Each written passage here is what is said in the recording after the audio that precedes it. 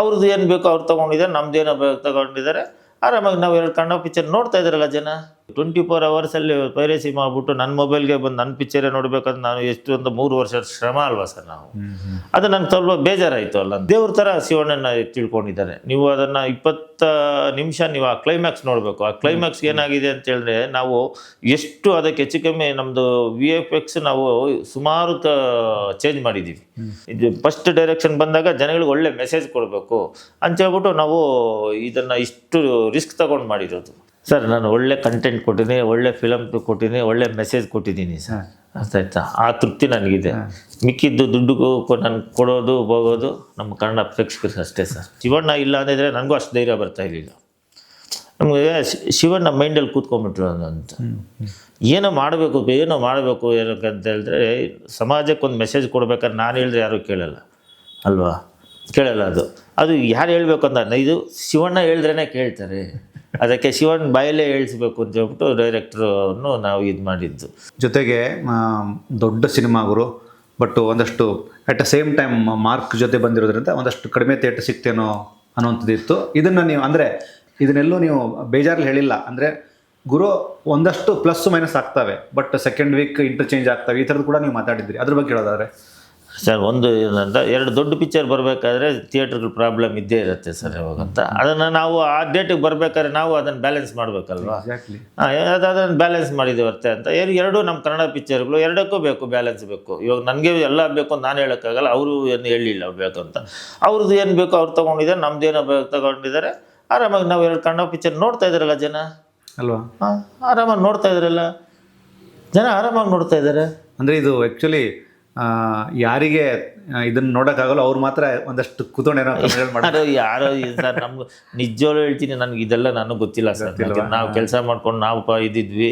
ನಾನು ಇದರಲ್ಲಿ ಗೊತ್ತಾಗ್ತಾ ಇದೆ ಯಾರು ಏನು ಎತ್ತಂತ ನನಗೆ ಇವಾಗ ಗೊತ್ತಾಗ್ತಾ ಇದೆ. ಖಂಡಿತ ನನಗೆ ಅದೆಲ್ಲ ಗೊತ್ತಿಲ್ಲ ಸರ್. ಜೊತೆಗೆ ಯಾರೇನೇ ಪೈರಸಿ ಏನೇ ಮಾಡಿದ್ರೂ ಒಂದು ಒಳ್ಳೆ ಸಿನಿಮಾಗೆ ಸಿಗಬೇಕಾದಂತಹ ಗೌರವ ಮಾನ್ಯತೆ ಸಿಕ್ಕಿದೆ. ಅದು ನಿಮ್ಮ ಪ್ರಕಾರ ಹೇಗಿದೆ ಅಂತ?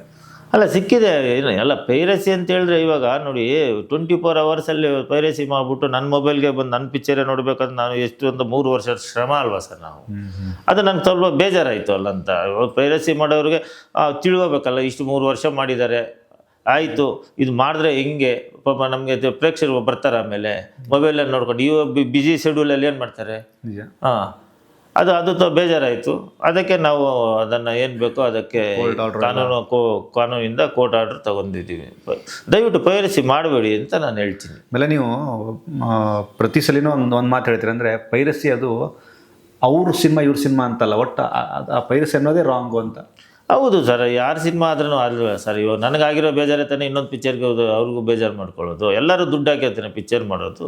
ಅದಂತ ನಾನು ಎಲ್ಲ ನನ್ನ ಪಿಕ್ಚರ್ ಅಂತ ನಾನು ಹೇಳ್ತಾ ಇಲ್ಲ, ಎಲ್ಲ ಪಿಕ್ಚರೇ ಹೇಳ್ತಾ ಇರೋದು. ಅದಕ್ಕೇನಾದರೂ ಒಂದು ಕ್ರಮ ತಗೋಬೇಕು ಗೌರ್ಮೆಂಟ್. ಬಟ್ ಈ ಸಿನಿಮಾ ನಿಮಗೆ ರಿಲೀಸ್ ಆದಮೇಲೆ ಒಂದಷ್ಟು ಥಿಯೇಟ್ರಿಂದ ನಿಮ್ಗೆ ಒಂದಷ್ಟು ವಿಜುವಲ್ಸ್ ಬರ್ತವೆ, ಜನ ಕೂಗಾಡ್ತಾ ಇರೋದು, ಸ್ಕ್ರೀನ್ಗೆ ಪೂಜೆ ಮಾಡ್ತಾ ಇರೋದು, ಇದೆಲ್ಲವನ್ನು ಒಬ್ಬ ನಿರ್ಮಾಪಕನಾಗಿ ಒಬ್ಬ ಸಿನಿಮಾ ಫ್ಯಾನ್ ಆಗಿ, ಅಣ್ಣವ್ರ ಫ್ಯಾನ್ ಆಗಿ, ಶಿವಣ್ಣನ ಫ್ಯಾನ್ ಆಗಿ ನೋಡಿದಾಗ ಹೇಗೆ ತುಂಬ ಖುಷಿ ಆಗುತ್ತೆ. ನಾನು ತುಂಬ ಖುಷಿ ಆಗುತ್ತೆ ಅಂತ. ನಾವು ನೋಡಪ್ಪ, ನಾವು ಒಳ್ಳೆ ಕಂಟೆಂಟ್ ಕೊಟ್ಟಿದ್ದಕ್ಕೆ ತಾನೇ ಅವ್ರು ಪೂಜೆ ಮಾಡ್ತಾರೆ. ಅದು ಒಂದು ಒಳ್ಳೆ ಸೀನ್ ಅಂತ. ಶಿವಣ್ಣನ ಆ ಥರ ಪೂಜೆ ಮಾಡಬೇಕಾದ್ರೆ ಇವಾಗ ಯಾರು ಅಂತ ದೇವ್ರ ಥರ ಶಿವಣ್ಣನ ತಿಳ್ಕೊಂಡಿದ್ದಾರೆ. ನೀವು ಅದನ್ನು 20 ನಿಮಿಷ ನೀವು ಆ ಕ್ಲೈಮ್ಯಾಕ್ಸ್ ನೋಡಬೇಕು. ಆ ಕ್ಲೈಮ್ಯಾಕ್ಸ್ ಏನಾಗಿದೆ ಅಂತ ಹೇಳಿದ್ರೆ, ನಾವು ಎಷ್ಟು ಅದಕ್ಕೆ ಹೆಚ್ಚು ಕಮ್ಮಿ ನಮ್ಮದು VFX ನಾವು ಸುಮಾರು ಚೇಂಜ್ ಮಾಡಿದ್ದೀವಿ ಅದಂತ. ಅದು ನೋಡಿದ್ರೆ ಅಂತ ಇವಾಗ ಯಾರೂ ಮಾಡಿಲ್ಲ. ನಾವು ಇವಾಗ ಅಂತ 11 ಅವತಾರ ಶಿವಣ್ಣನ ಇದುವರೆಗೂ ಎಲ್ಲೂ ನೋಡಿಲ್ಲ.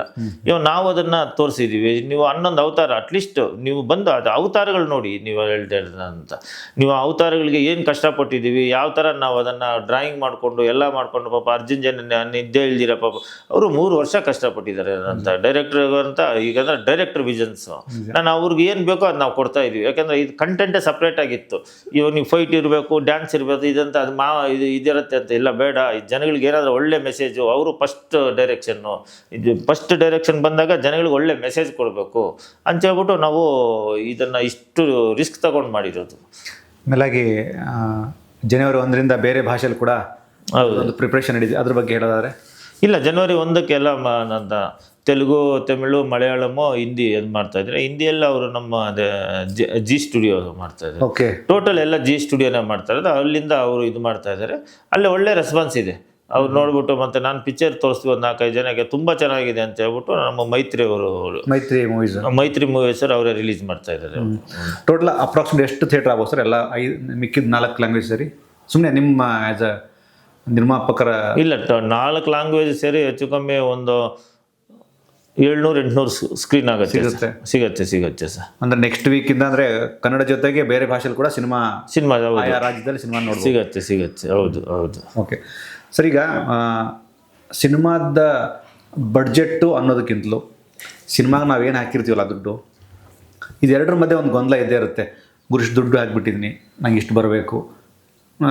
ಅದೆಲ್ಲವನ್ನು ರಮೇಶ್ ರೆಡ್ಡಿ ಅವರು ಯಾವುದನ್ನು ಅಷ್ಟು ಸೀರಿಯಸ್ ತೊಗೊಳ್ದೇನೆ, ಗುರು ತುಂಬ ಚೆನ್ನಾಗಿ ಸಿನಿಮಾ ಮಾಡೀನಿ ಅನ್ನೋವಂಥ ತುಂಬ ಕೂಲಾಗಿದೆ, ಸೂಪರ್ ಕೂಲ್ ಆಗಿದ್ದೀರಾ ಸರ್. ನಾನು ಒಳ್ಳೆ ಕಂಟೆಂಟ್ ಕೊಟ್ಟಿದ್ದೀನಿ, ಒಳ್ಳೆ ಫಿಲಮ್ ಕೊಟ್ಟಿದ್ದೀನಿ, ಒಳ್ಳೆ ಮೆಸೇಜ್ ಕೊಟ್ಟಿದ್ದೀನಿ ಸರ್. ಅರ್ಥ ಆಯ್ತಾ? ಆ ತೃಪ್ತಿ ನನಗಿದೆ. ಮಿಕ್ಕಿದ್ದು ದುಡ್ಡುಗೂ ನಾನು ಕೊಡೋದು ಹೋಗೋದು ನಮ್ಮ ಕನ್ನಡ ಪ್ರೇಕ್ಷಕರಿಗೆ ಅಷ್ಟೇ ಸರ್. ನಾನೇನು ಅದರಲ್ಲಿ ಇದು ಮಾಡಲ್ಲ. ಅಲ್ಲ, ಡೇ ಒನ್ನಿಂದ ನಿಮ್ಮ ಮುಖದಲ್ಲಿ ಅದೇ ಫೀಲ್ ಇದೆ. There is no any diplomatic change. ಅದೇ ಫೀಲ್ ಸರ್ ಅಲ್ವಾ? ನನಗೆ ಅದೇ ಫೀಲ್ ಸರ್. ಅದಂತ ಯಾರು ಏನೇ ಹೇಳಲಿ ಸರ್, ನಾನು ಒಳ್ಳೆ ಕಂಟೆಂಟ್ ಕೊಟ್ಟಿದ್ದೀನಿ ಸರ್. ಯಾರು ಮಾತಾಡೋರಲ್ಲ ಸರ್, ಯಾರಾದರೂ ಧೈರ್ಯ ಮಾಡಿ ಕಂಟೆಂಟ್ ತಗೊಂಡು ಮಾಡಿ ಮಾತಾಡಿದ್ರೆ ಚೆನ್ನಾಗಿರುತ್ತೆ ಸರ್. ನಿಜ ಅಲ್ವಾ? ಬಟ್ ಎಲ್ಲರೂ ಈ ಕಮರ್ಷಿಯಲ್ ಸಿನಿಮಾಗಳ ಮುಂದೆ ಓಡಾಡ್ತಾರೆ. ನೀವು ಆ ಗರುಡ ಪುರಾಣನ ಬ್ಲೆಂಡಿಂಗು, ಎಮೋಷನ್ನು ಎಲ್ಲವೂ ಇಟ್ಟು ಮಿಕ್ಸ್ ಆಗಿ, ಅಂದರೆ ಒಂದು ಒಳ್ಳೆಯ ಪ್ರಯತ್ನ ಇದಾಗಿರೋದ್ರಿಂದ. ಒಳ್ಳೆ ಪ್ರಯತ್ನ ಸರ್. ಅಂತ ಅರ್ಜುನ್ ಜನ್ಯನೂ ಅಷ್ಟೇ ಸರ್. ಅವರು ಯಾಕೆಂದರೆ ಅವ್ರಿಗೆ ಆ ಥಾಟ್ ಬರಬೇಕಾದ್ರೆ ಏನಾಕೆಂದರೆ ನೋಡಿ, ಈ ಥರ ಸಬ್ಜೆಕ್ಟ್ ಬಂದಾಗ ಯಾರೋ ಒಬ್ರು ಎನ್ಕರೇಜ್ ಮಾಡಲೇಬೇಕಲ್ವ? ನಿಜ. ಯಾರೋ ಒಬ್ಬರು ಮಾಡಲೇಬೇಕಲ್ಲ. ಒಂದು ಸಮಾಜಕ್ಕೆ ಒಂದು ಸಂದೇಶ ಬೇಕಲ್ವ? ನಾನು ಕಮರ್ಷಿಯಲ್ಲು, ನಾನು ದುಡ್ಡು ಬೇಕು ಅಂದರೆ ನಾನು ಈ ದುಡ್ಡು ಹಾಕೋದು ಬೇರೆ ಪಿಕ್ಚರ್ ಮಾಡೋಕ್ಕಾಗ್ತಾ ಇರಲಿಲ್ವಾ? ವೆರಿ ಟ್ರೂ ಅಲ್ವಾ? ಇದು ನಮಗೊಂದು ಸಮಾಜಕ್ಕೆ ಒಳ್ಳೆ ಸಂದೇಶ ಬೇಕು ಅಂತ ನಾವು ಪಿಕ್ಚರ್ ಮಾಡೋದಲ್ಲ. ನಾವು ಮಾಡೋ ಪಿಕ್ಚರ್ 4 ಜನಕ್ಕೆ ಏನಾದರೂ ಒಂದು ವಿಷಯ ಇರಬೇಕಲ್ವ ಅಂತೇಳ್ಬಿಟ್ಟು ನಾವು ಇಬ್ಬರು ಸೇರಿಕೊಂಡು ನಾವು ಮಾತಾಡಿ ಮಾಡಿರೋದು ಸರ್ ಇದು. ಮೇಲಾಗಿ ಸಿನಿಮಾದಲ್ಲಿ ಎಲ್ಲವೂ ವಾವ್ ಫ್ಯಾಕ್ಟ್ರಿಗಳಿದ್ರು ಸಹ ಹೆಲ್ಮೆಟ್ ಹಾಕೊಂಡು ಹೋಗು ಗುರು, ಅಮ್ಮನ ಬಗ್ಗೆ ಕೇರ್ ತಗೋ ಗುರು, ಪ್ರಾಣಿಗಳನ್ನು ಪ್ರೀತಿಸು ಗುರು, ಯಾವುದನ್ನು ನೆಗ್ಲೆಕ್ಟ್ ಮಾಡಬೇಡ ಗುರು, ಇದೆಲ್ಲವೂ ಹೆಂಗೆ ಮಿಕ್ಸ್ ಆಗಿದೆ ಅಂದರೆ, ಹೌದಲ್ಲ ಇದು ನಾವು ಮಾಡೋದಿಲ್ವಲ್ಲ ಅನ್ನೋ ಫೀಲಿಂಗ್ ಜನಗಳಿಗೆ ಸರ್. ಇವಾಗ ಬ್ಯುಸಿ ಶೆಡ್ಯೂಲಲ್ಲಿ ಯಾರು ಏನೂ ಮಾಡ್ತಾ ಇಲ್ಲ ಸರ್. ಅಟ್ಲೀಸ್ಟ್ ನಮ್ಮ ಪಿಕ್ಚರ್ ನೋಡ್ಕೊಂಡು ಅಟ್ಲೀಸ್ಟ್ ಇವಾಗ ಅಲ್ಲಿ ಎಲ್ಲರೂ ನಾವು ಮಾತಾಡೋಕ್ಕೆ ಎಲ್ಲರಿಗೂ ಈಸಿ ಇರುತ್ತೆ, ಮಾಡೋಕ್ಕೆ ಕಷ್ಟ ಇರುತ್ತೆ ಸರ್. ಇವಾಗ ಒಂದು ಹೆಲ್ಮೆಟ್ ಹಾಕ್ಕೊಳ್ಳಲ್ಲ ಸರ್. ಹೆಲ್ಮೆಟ್ ಹಾಕ್ಕೊಳ್ಳಿಲ್ಲ ಅಂದರೆ ಆಕ್ಸಿಡೆಂಟ್ ಆದರೆ ಏನಾಗುತ್ತೆ? ನಮ್ಮ ಪ್ರಾಣ ನಾವು ಹೋಗತ್ತಲ್ವ? ಅದಕ್ಕೆ ಅದನ್ನು ತೋರಿಸಿದ್ದೀವಿ ಸರ್. ಪ್ರಾಣಿಗಳಿಗೆ ನಾವು ಪ್ರೀತಿ ತೋರಿಸ್ಬೇಕು, ಮೂಗು ಜೀವಿಗಳಿಗೆ ನಾವು ಪ್ರೀತಿ ತೋರಿಸ್ಬೇಕು ಅಂತ ತೋರಿಸಿ. ತಾಯಿದು ಹೆಂಗಿದೆ ಸೆಂಟಿಮೆಂಟು, ತಾಯಿ ಸೆಂಟಿಮೆಂಟು. ಒಂದು ಮಗ ತಾಯಿಗೆ ಏನೇನು ಕೊಡಬೇಕು, ಏನೇನು ಸೆಂಟಿಮೆಂಟಲ್ಲಿ ಏನೇನು ಮಾತಾಡಬೇಕು ಅಂತ ಹೇಳ್ಬಿಟ್ಟು ತಾಯಿನ ಮಗನ ಮೇಲೆ ಏನು ಪ್ರೀತಿ ಇದೆ, ಮಗನಿಗೆ ತಾಯಿ ಮೇಲೆ ಏನು ಪ್ರೀತಿ ಬರಬೇಕು, ಯಾವ ರೀತಿ ಮಗನ್ನ ಸಾಕಿರ್ತಾರೆ ತಾಯಿ ಕಷ್ಟಪಟ್ಟು, ಅದು ತೋರಿಸಿದ್ದೀವಿ ಸರ್. ಎಲ್ಲ ತೋರಿಸಿದ್ದೀವಿ. ಆಮೇಲೆ ಅಂತ ನಿಮ್ಗೆ ಏನೇನು ಬೇಕೋ, ನಿಮಗೆ ಅಂತ ಜೀವನದಲ್ಲಿ ಏನೇನು ಅಳವಡಿಸ್ಕೋಬೇಕೋ ಎಲ್ಲ ನಮ್ಮ ಪಿಕ್ಚರಲ್ಲಿದೆ ಸರ್. ಅದು ನನಗೆ ಆಗಲೇ ಅರ್ಜುನ್ ಸರ್ ಮಾತಾಡ್ತಾಯಿದ್ರು. ಅಂದರೆ ಸಿನಿಮಾ ಮುಗಿದ ಮೇಲೆ, ಸಿನಿಮಾ ರಿಲೀಸ್ ಆದಮೇಲೆ, ಸಖತ್ ಸಿನಿಮಾ ಮಾಡಿದ್ದೀವಿ ಗುರು ನಾವು, ಅರ್ಜುನ್ ಸಖತ್ ಮಾಡಿದೆ ಅಂತ. ಶಿವಣ್ಣನ ಒಂದು ಇದು ಬ್ಲೆಸ್ಸಿಂಗು, ಅದು ಡಬಲ್ ಎನರ್ಜಿ ಕೊಡುತ್ತೆ ನನಗೆ ಅಂತಾರೆ ಅರ್ಜುನ್ ಸರ್. ಖಂಡಿತ ಅದು ಇಲ್ಲಲ್ಲ. ನಾನು ಇವಾಗ ಹೇಳ್ತೀನಿ ಬೇಕಾದ್ರೆ ಅಂತ, ಶಿವಣ್ಣ ಇಲ್ಲ ಅಂದಿದ್ರೆ ನನಗೂ ಅಷ್ಟು ಧೈರ್ಯ ಬರ್ತಾ ಇರಲಿಲ್ಲ. ನಮಗೆ ಶಿವಣ್ಣ ಮೈಂಡಲ್ಲಿ ಕೂತ್ಕೊಂಡ್ಬಿಟ್ರು ಅಂತ. ಏನೋ ಮಾಡಬೇಕು ಏನಕ್ಕಂತ ಹೇಳಿದ್ರೆ, ಸಮಾಜಕ್ಕೆ ಒಂದು ಮೆಸೇಜ್ ಕೊಡ್ಬೇಕಾದ್ರೆ ನಾನು ಹೇಳಿದ್ರೆ ಯಾರೂ ಕೇಳಲ್ಲ ಅಲ್ವಾ? ಕೇಳಲ್ಲ. ಅದು ಯಾರು ಹೇಳ್ಬೇಕು ಅಂತ, ಇದು ಶಿವಣ್ಣ ಹೇಳಿದ್ರೇ ಕೇಳ್ತಾರೆ.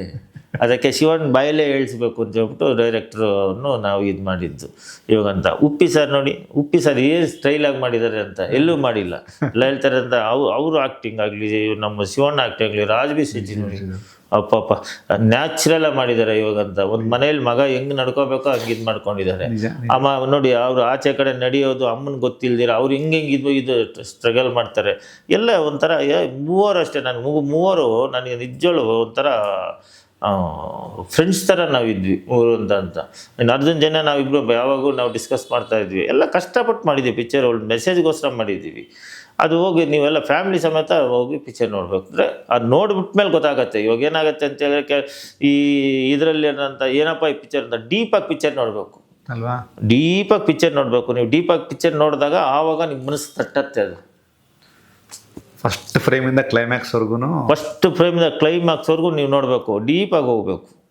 ಈ ಮೇಲೆ ನಡೆಯುತ್ತೆ, ಇಲ್ಲದಂತೆ ಆ ಲೋಕ ಏನು, ಈ ಲೋಕ ಏನು, ಮೇಲಾಗಿ ತಪ್ಪು ಮಾಡಿದರೆ ಏನಾಗುತ್ತೆ. ಅಲ್ಲ ಅದು ಗೊತ್ತಾದ ತಪ್ಪು ಮಾಡಿ ನಾವು ಹೇಳಿದಂತಾಗ ನೀನು ಕರ್ಮ ಬಿಡು ಮೇಲೆ ಅನುಭವಿಸ್ಕೋತೀಯ ಅಂತ. ಇವಾಗ ಏನಿಲ್ಲ ಸರ್, ಎಲ್ಲ ಅಂತ ಇಲ್ಲಿ ಮಾಡೋದು ಇಲ್ಲಿ ಅನುಭವಿಸ್ಲೇಬೇಕು. ನಾನು ತಪ್ಪು ಮಾಡಿದ್ರೆ ಇಲ್ಲಿ ಮಾಡಬೇಕು, ಇಲ್ಲಿ ಅನುಭವಿಸ್ಬಿಟ್ಟೇ ಹೋಗ್ಬೇಕು ಅದಂತ ಅಂತ. ಒಳ್ಳೆ ಕರ್ಮ ಕೆಟ್ಟ ಕರ್ಮ ಅದು ನೋಡಿ ಪಿಕ್ಚರಲ್ಲಿ ನೋಡಿದ್ರೆ ಗೊತ್ತಾಗುತ್ತೆ. ನಾವು ಅದನ್ನೇ ಡೀಟೇಲ್ ಆಗಿ ಹೇಳಿರೋದು. ಅಲ್ಲ ಮಧ್ಯೆ ಡೈಲಾಗ್ಗಳು ನಂಗೆ ಸಖತ್ ಇಷ್ಟ ಆಗಿದ್ದು. Uppi sir no excuse me please ಅಂತಾರೆ. ಇಲ್ಲ ಉಪ್ಪಿ ಸರ್ ಡೈಲಾಗ್ ಇಲ್ಲಿ ಬಿಡಿ ಅದಂತ. ಅದು ಈ ದೋಸೆ ಸುಧಾರಣೆ ಜೊತೆ ಕಾಂಬಿನೇಷನ್, ಶಿವಣ್ಣದ ದೋಸೆ ಜಮಾಯಿಸ್ ಬರೋಣ ಅಂತಾರೆ ಅವರ ಅಣ್ಣವ್ರ ಥರದೊಂದು ಫೀಲು. ದೊಡ್ಡ ಹೀರೋಗಳ ಛಾಯೆ ಕೂಡ ಅಲ್ಲಿ ಮಧ್ಯೆ ಬರುತ್ತೆ. ಇದನ್ನ ಹೇಗೆ ಫೀಲ್ ಮಾಡಿದ್ರು ರಮೇಶ್ ರೆಡ್ಡಿ ಅವರು? ಇಲ್ಲ ನಂಗೆ ತುಂಬ ಖುಷಿ ಆಯಿತು. ಅವ್ರ ಸಂಭಾಷಣೆ ಅನಿಲ್ ಕುಮಾರ್ ಅಂತ ಬರೆದಿರೋದು ತುಂಬ ಚೆನ್ನಾಗಿ ಬರೆದಿದ್ದಾರೆ. ನನಗೆ ತುಂಬ ಇಷ್ಟ ಆಯಿತು ಅದೆಲ್ಲ. ಆ ಸಂಭಾಷಣೆ ತುಂಬ ಇಷ್ಟ ಆಯ್ತು. ನಾನು ಪದೇ ಎಲ್ಲ ಕಡೆ ಹೇಳ್ತಾ ಇದ್ನಲ್ಲ, ಸಂಭಾಷಣೆ ತುಂಬ ಇಷ್ಟ ಆಯಿತು. ಓಕೆ, ಸಿನಿಮಾಗೆ ಸಿಗ್ತಿರುವಂಥ ರೆಸ್ಪಾನ್ಸು ಒಂದಷ್ಟು ಬೇಜಾರು ಕೂಡ ಆಗಿತ್ತು ನಿಮಗೆ, ಈ ಪೈರಸಿ ಅನ್ನೋದು. ಮೊನ್ನೆ ಅದ್ರ ಬಗ್ಗೆ ಪ್ರೆಸ್ ಮೀಟ್ ಕೂಡ ಮಾಡಿದ್ರಿ. ಇದೆಲ್ಲವನ್ನು ಹೊರತುಪಡಿಸಿ ಜನ ಥಿಯೇಟ್ರಿಗೆ ಬರೋದು ಅಂತೂ ಬಂದೇ ಬರ್ತಿದ್ದಾರೆ. ಇದು ಹೇಗೆ ಡಿಫೈನ್ ಮಾಡ್ತಾರೆ ರಮೇಶ್ ರೆಡ್ಡಿ ಅವರು? ಇದನ್ನು ಹೇಗೆ ಇದು ಮಾಡ್ತಾರೆ? ಅಲ್ಲ ಖಂಡಿತ ಬರ್ತಾರೆ ಥಿಯೇಟ್ರಿಗೆ, ಫ್ಯಾಮಿಲಿ ಆಡಿಯನ್ಸ್ ಅಲ್ವಾ, ಬರ್ತಾರೆ ಇವಾಗ ಅಂತ ಬಂದು ನೋಡ್ತಾರೆ. ಯಾಕೆಂದರೆ ಎಲ್ಲರ ಮನೆಯಲ್ಲಿ ನಡೆಯುವಂಥದ್ದು ಸಬ್ಜೆಕ್ಟೇ ಇದು. ಬಂದು ಆಶೀರ್ವಾದ ಮಾಡೇ ಮಾಡ್ತಾರೆ ನನಗೆ ಅದಂತ. ಇವತ್ತಿನ ಮಟ್ಟಕ್ಕೆ ಶಿವಣ್ಣ ಅವ್ರ ಕಡೆಯಿಂದ, ಉಪ್ಪಿ ಸರ್ ಕಡೆಯಿಂದ ಫೋನ್ ಕಾಲು ಆ ಥರದ್ದು ಪ್ರೀತಿಯ ಮಾತುಗಳು ಏನೇ ನಡೀತಾ ಇದೆ ಜನರಲ್ ಆಗಿ? ಇಲ್ಲ, ಮನೆಯೆಲ್ಲ ನಾವು ಹೈದ್ರಾಬಾದಲ್ಲಿ ಇದ್ವಿ ಎಲ್ಲ ಮೂರು ಅಂತ ನಂಗೆ ಮಾತಾಡ್ಕೊಂಡು ಅನ್ನೋದೇ ಇದು ಗುರುಗಳಿಗೆ ತುಂಬ ಒಳ್ಳೆ ಸಬ್ಜೆಕ್ಟ್ ತೆಗೆದಿದೆ. ನಮ್ಗೆ ಉಪ್ಪಿ ಸಾರ್ಗಂತೂ ತುಂಬ ಖುಷಿ ಆಗ್ಬಿಟ್ಟಿದೆ ಅಂತ. ಫಸ್ಟ್ ಅವ್ರು ನಾವು ಪಿಕ್ಚರ್ ನೋಡಿದ ಮೇಲೆ ಅವ್ರು ಇನ್ನೂ ಎಕ್ಸೈಟ್ಮೆಂಟ್ ಆಗ್ಬಿಟ್ಟಿದ್ದಾರೆ. ಅದೇ ಏನೋ ಸುಮ್ಮನೆ ಎಮೋಷ್ನಲ್ ಆಗಿ ಶಿವಣ್ಣನ ಹಗ್ ಮಾಡಿ, ಶಿವಣ್ಣನ ಹಗ್ ಮಾಡಿಕೊಂಡು ಇದು ಮಾಡಿಕೊಂಡು, ನನಗೆ ಗುರುಗಳೇ ನಿಮ್ಮ ಥರ ಇರಬೇಕು ಗುರುಗಳೇ, ನಿಮ್ಮದು ಈ ಗಡ್ಸ್ ನಿಮಗೆ ಬರೋದು, ಈ ಥರ ಸಬ್ಜೆಕ್ಟು ಈ ಥರ ಮಾಡಿದ್ದಾರೆ, ನಂಗೆ ತುಂಬ ಖುಷಿ ಆಯಿತು. ತುಂಬ ಖುಷಿ ಆಯ್ತು. ನಿನ್ನೆ ನೋಡಬೇಕು ಅಂತ ಶಿವಣ್ಣ ಆಗಲಿ, ಉಪ್ಪಿ ಸರ್ ಆಗಲಿ, ರಾಜ್ವಿ ಸರ್ ಆಗಲಿ, ಎಲ್ಲರೂ ಖುಷಿಯಾಗಿದ್ದಾರೆ ಅಂತ. ಓಕೆ, ಇಂಡಸ್ಟ್ರಿಯ ಒಂದಷ್ಟು ಜನ ನಿಮ್ಮನ್ನು ಪ್ರೀತಿಸುವಂಥವ್ರು ಈ ಸಿನಿಮಾದ ಔಟ್ಪುಟ್ ನೋಡಿದ ಮೇಲೆ ಹೇಳದಂಥ ಮಾತೇನು ಆ್ಯಸ್ ಅ ಫ್ರೆಂಡ್? ಇಲ್ಲ ಸುಮಾರು ಜನ ಫೋನ್ ಮಾಡಿದ್ರು ಅಂತ, ರೆಡ್ಡಿಯವರೇ ಒಳ್ಳೆ ಸಬ್ಜೆಕ್ಟ್ ತೊಗೊಂಡಿದ್ರು ಅದಂತ ಸುಮಾರು ಜನ ಫೋನ್ ಮಾಡಿ ಅಂತ ಎಲ್ಲ ಹೇಳಿದ್ದಾರೆ. ಒಳ್ಳೆ ಕಂಟೆಂಟು, ಒಳ್ಳೆ ಪಿಕ್ಚರ್ ತೆಗೆದಿರೋ ಬಿಡಿ, ನಮ್ಮ ಕನ್ನಡಕ್ಕಿಂತ ಪಿಕ್ಚರ್ ಬೇಕಾಗಿತ್ತು, ನೀನು ತೆಗೆದಿದ್ಯಾ ಬಿಡು ಅಂತ ಒಳ್ಳೆ ಇದು ಮಾಡಿದ್ದಾರೆ. ಎಸ್ ಸರ್, ಒಂದಷ್ಟು ಜನ ಸಿನಿಮಾ ನೋಡಿಲ್ಲ ಆಡಿಯನ್ಸ್, ಅಂದರೆ ಅವ್ರಿಗೆ ಟೈಮ್ ಸಿಕ್ಕದೇ ಇರ್ಬೋದು ಅಥವಾ ಊರಲ್ಲಿ ಇಲ್ಲದೆ ಇರ್ಬೋದು, ಅವ್ರು ಆಲ್ರೆಡಿ ಈ ವೀಕಿಂದ ಸಿನಿಮಾ ನೋಡೋಕೆ ಶುರು ಮಾಡಿದ್ದಾರೆ. ಅಂಥ ಆಡಿಯನ್ಸ್ ಹೇಳಕ್ಕೆ ಇಷ್ಟಪಡ್ತೀರಿ? ಇಲ್ಲ, ನೀವು ದಯವಿಟ್ಟು ಬನ್ನಿ, ಇದಂತ ಫ್ಯಾಮಿಲಿ ಸಮೇತ ಬಂದು ಪಿಕ್ಚರ್ ನೋಡಿ. ಇದು ಒಂದು ಒಳ್ಳೆ ಮೆಸೇಜ್ ಇದೆ. ಯಾಕೆಂದರೆ ಅಂತ ಎಲ್ಲರಿಗೂ ಅನ್ವಯಿಸೋದು, ಹೆಲ್ಮೆಟ್ ಆಗಲಿ, ಮೊಬೈಲ್ ಆಗಲಿ, ತಾಯಿ ಪ್ರೀತಿ ಆಗಲಿ, ಪ್ರಾಣಿ ಪ್ರೀತಿ ಆಗಲಿ, ನಾವು ನಡ್ಕೊಳ್ಳೋ ರೀತಿ ಒಳ್ಳೇದು ಮಾಡಿದ್ರೆ ಒಳ್ಳೇದಾಗತ್ತೆ, ಕೆಟ್ಟದ್ದು ಮಾಡಿದ್ರೆ ಕೆಟ್ಟದಾಗತ್ತೆ ಅಂತ ಹೇಳ್ಬಿಟ್ಟು ಇದೊಂದು ಸನಾತನ ಧರ್ಮ. ಇದು ಸನಾತನ ಧರ್ಮ. ಇದು ಗರುಡ ಪುರಾಣ ಸಬ್ಜೆಕ್ಟು. ಇದುವರೆಗೂ ಗರುಡ ಪುರಾಣ ಅಂತ ಇದುವರೆಗೂ ಯಾರೂ ತೆಗೆದಿಲ್ಲ, ಫುಲ್ಲು ಡೀಟೇಲಾಗಿ ಯಾರೂ ತೆಗೆದಿಲ್ಲ. ಗರುಡ ಪುರಾಣ ಓದೋಕ್ಕೆ ಭಯ ಬೀಳ್ತಾರೆ. ಅಂಥದ್ರಲ್ಲಿ ನಾವು ಧೈರ್ಯ ಮಾಡಿ ಆ ಕಂಟೆಂಟ್ ತೊಗೊಂಡು ನಿಮಗೆ ಕೊಟ್ಟಿದ್ದೀವಿ. ಎಲ್ಲರೂ ಬಂದು ಥಿಯೇಟ್ರಲ್ಲಿ ಬಂದು ಪಿಕ್ಚರ್ ನೋಡಿ ಅಂತ. ನಮಸ್ಕಾರ, ಥ್ಯಾಂಕ್ ಯು ಸರ್. ಒಂದು ಕಾಯುವವನು ಮತ್ತು ಕೊಲ್ಲುವವನು, ಇದನ್ನು ತುಂಬ ಜನ ಹೇಳ್ತೀರ ನೀವು. ಇದಕ್ಕೊಂದು ಡೆಫಿನೇಷನ್, ಯಾರೋ ಒಬ್ಬನು ತೊಂದರೆ ಕೊಡೋಕೆ ಬಂದ ಅಂದರೆ ಕಾಯಕ್ಕೊಬ್ಬನು ಏನೋ ಬರ್ತಾನೆ, ದೇವ್ರ ಥರದ ವ್ಯಕ್ತಿ ಬರ್ತಾರೆ, ಅದು ಏನೋ ಬರ್ಬೋದು. ಅದನ್ನು ನೋಡಿ ಸರ್, ಖಂಡಿತ ಅದು ನಡೆಯುತ್ತೆ ನೋಡಿ. ನಾವು ಅಂತ ಕಾಯೋನೊಬ್ಬ ಕೊಲ್ಲೋನೊಬ್ಬ ಅಂತ ಇದ್ದೇ ಇರ್ತಾರೆ ನೋಡಿ ಸರ್. ಕೊಲ್ಲೋನು ಬಂದಾಗ ಕಾಯೋನು ಬಂದೇ ಬರ್ತದೆ. ಯಾವುದೋ ರೀತಿಯಲ್ಲಿ ದೇವ್ರು ಕಳಿಸ್ತಾರೆ ಸರ್. ಇದು ನಿಜ ಸರ್. ಅದು ನಿಜ ಜೀವನದಲ್ಲಿ ಆಗಿರ್ಬೋದು ಅಥವಾ ಹೆಂಗಾರಾಗಿರ್ಬೋದು. ನಿಜ ಜೀವನದಲ್ಲೇ ಆಗಿರ್ಬೋದು. ಇದು ನಮ್ಮ ಜೊತೆಯಲ್ಲಿ ಇರಬೇಕು ಅವ್ನು ಕಾಯ್ತಾರೆ ಅಂತ ನಾನು ನಂಬಲ್ಲ ಸರ್. ಕಾಯೋರು ಎಲ್ಲೋ ರೋಡಲ್ಲಿ ಹೋಗ್ತಾ ಇರ್ತಾರೆ, ಅವ್ರು ಬಂದು ನಮ್ಮನ್ನು ಕಾಯ್ಬೋದು ಸರ್.